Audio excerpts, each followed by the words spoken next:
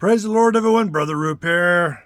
We are continuing our journey through the book of Acts. We are in chapter 18, verse 4. Chapter 18, verse 4, it says, "And he reasoned in the synagogue every Sabbath and persuaded the Jews and the Greeks."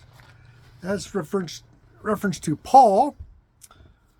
Paul had to leave Athens because things started to get a little heated there.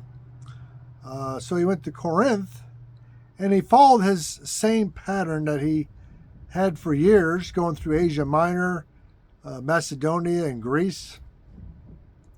Paul would first go to the synagogue and preach to the Jews, preach Jesus to the Jews. Whether this be a quick statement or a sermon, we don't quite know, but it was customary for the Jews back then when a visitor was in a synagogue, a Jewish visitor, that they had the right to get up and speak and say something. The Apostle Paul always took this opportunity to preach Jesus. He would convert some Jews, and he would convert most of the Greeks, or the Greek God-fearers. Those were Greeks who believed in the Jewish God Yahweh and worshiped in the synagogue with the Jews.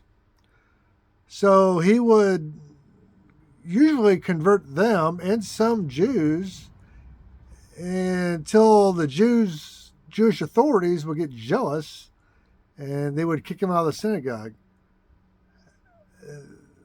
Then Paul went to the marketplace. Then he would convert Gentiles in the marketplace.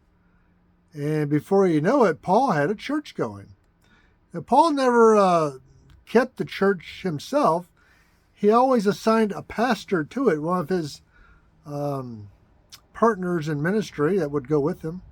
He would hand over the church to them, shepherd that flock, and then Paul would move on to another city. That's how Paul would operate. Now, when I say Paul would move on to another city, it's usually just before the riot or the mob catches him. And sometimes it would catch him. He'd get thrown in jail.